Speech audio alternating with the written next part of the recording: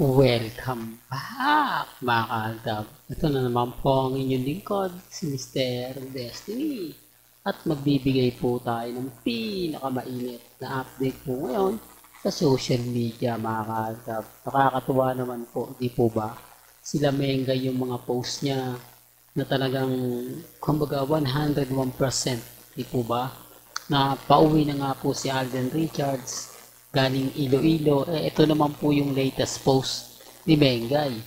Di po ba? Pansin nyo na kapag yung dalawa, talagang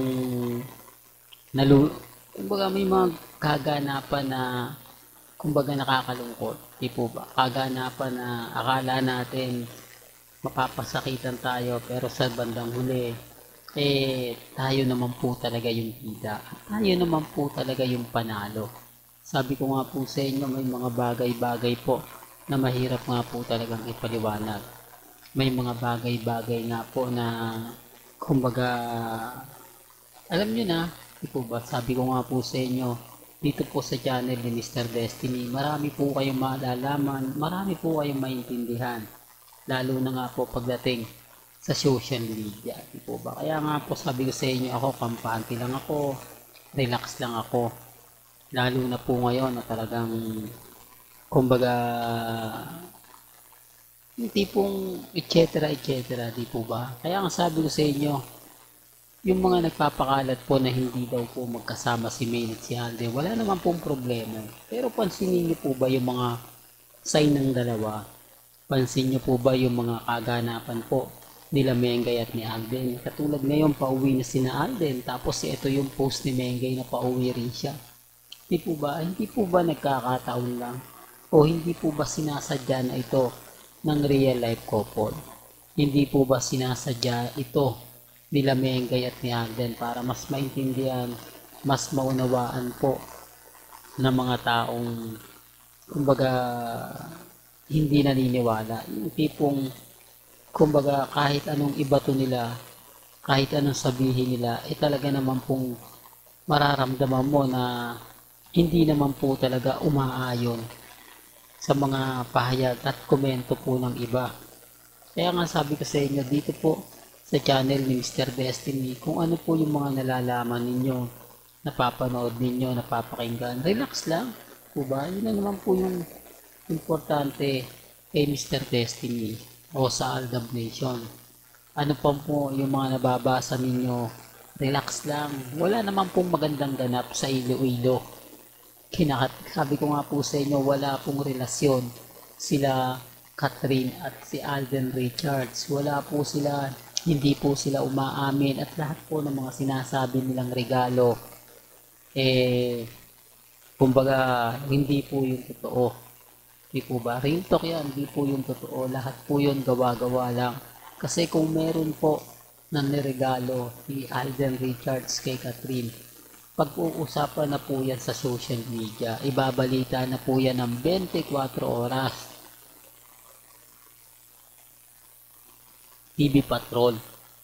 At yung pinakahuli, ang TV5. Pero wala sa palagay nyo, totoo po ba? Kasi kung totoo po yan, eto si Christopher Min, magmamadali na po yung mag-post, magmamadali na po yung kumbaga sabihin, ipagmalaki na awayon sa mga Aldab fans, nagbigay ng regalo si Alden kay Catherine. Siyempre, papabor na papabor po sa kanila. Tapos si Ogie Diaz po ba magpapahuli? Si Ogie Diaz po ba magsasabi na kumbaga may nabalitaan siyang ayon sa akin reliable source, totoong binigyan ng regalo? Pero bakit hindi? Bakit yung iba pa po nakakaalam? Imposible po na hindi po yan i-post ni Ogie Diaz. Di po ba? Bakit? Kasi nga po, walang katotohanan. Mahirap po kasi magsabi, katulad po ni Ogie Diaz na may binigay na regalo, pagkatapos wala. Di po ba? Siya lang yung mababas. Siya lang yung dahil wala naman po talagang binigay na regalo. Di po ba? Sinasabi ko lang po ito para lang po sa mga taong galit na galit. At syempre po, doon po sa post ko, marami pong nagko-komento na kumbaga sinasabi nilang, nako si Mr. Destiny, ganito ganyan, puro lang paasa, wala pong problema. Hindi po ako namimilit. Kumbaga sabi ko nga po sa inyo, kayo na po bahala mag-react, kayo na po bahala mag-komento. Ang importante lang naman po rito, yung mga bagay-bagay po na kung titignan at susuriin naman po ninyo, eh, may mapapansin po talaga kayo. Kaya nga taliwas po sa mga sinasabi ng iba, taliwas po sa mga komento ng iba na kumbaga ang cut din malakas. Wala po talagang cut din. Hindi nga po yung binabalita eh. Hindi po ba? Tama naman po yung mga sinasabi ko, hindi lang po talaga nila gusto yung nagbibigay ng update. Pero siguro kung iba po yung nagbabalita, malamang mapapaisip sila na, oo, bakit kasi ayaw umamin ng dalawa? Ang masakit kasi nito o ang masaklap nito, baka wala naman talagang relasyon. Baka magkaibigan lang si Catherine at si Alden Richards. Kasi kung titignan mo yung kasuotan ni Catherine, eh talagang makaluwa. Kung Alden fanatics ka since 2015, alam mo kung anong gustong babae. Ang ibig kong sabihin, una sa lahat, ayaw ni Alden ng kumbaga salamat Doc. Ayaw ni Alden Richard ng sobrang sexy yung kasuotan. Kasi agaw pansin nga naman po yun eh. Di po ba? Gusto niya yung simple lang. Gusto niya yung kumbaga natural lang. Oh. Sabi ko nga po sa inyo, may mga bagay-bagay po na lahat yan hindi natin nakita kay Catherine. At kita nyo naman po yung kaseksihan niya. Isa sa mga rason yan kung bakit malabo kasi hindi po nagagawang pagbawalan ni Alden Richards si Catherine na magsuot ng mga bagay-bagay na grabe yung super kaseksihan. Hindi po ba kasing katwiran ni Alden sexy ka na eh. Bakit ka pa magsusuot niyan? Bakit kailangan mo pang ipahayag, ipakita yung mga bagay-bagay na kumbaga dapat simple lang. Diba? Kaya ang sabi ko sa inyo, unas lahat, kung Alden fanatics po kayo, matik na yan. Alam nyo lahat ang gusto at ayaw ni Alden Richards. Di po ba? At kay Mengay naman po, lahat po ng post ni May, mag-isa lang po siya.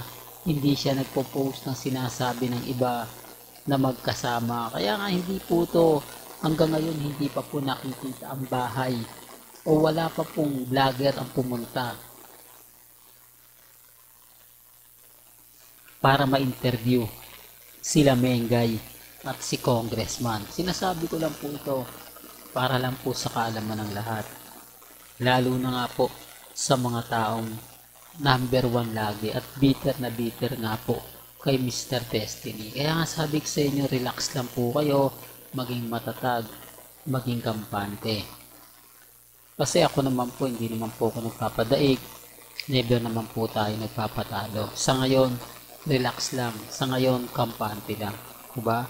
Malay nyo, di po ba, magbago yung ihip ng hangin na ine-expect natin na kumbaga next year pa, biglang sumambulat. Di po ba, hayaan na lang po natin. Sa ngayon po, wala po tayong magagawa kundi kumbaga tapusin ang pelikula ng Hello Love Again. Hanggang November 13 lang naman yan eh. Pagpasok po ng December, malay nyo.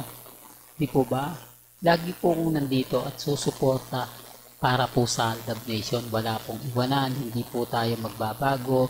Never po tayong magpapa-apekto sa mga bagay-bagay na sinasabi at pinapakalat nila. Ang importante po, eto na, di po ba? Kaya nga sabi ko sa inyo, relax lang, kampante lang, at maging updated po pagdating sa social media. Well, hanggang dito na lang po ang ating latest updates. Kaya kung gusto niyo pa po ng pinaka-latest at sariwang update, abay tumutok lang po kayo dito po sa channel ni Mr. Destiny para updated po kayo sa mga latest at sa mga bagong video po na ilalabas po natin maya-maya lang.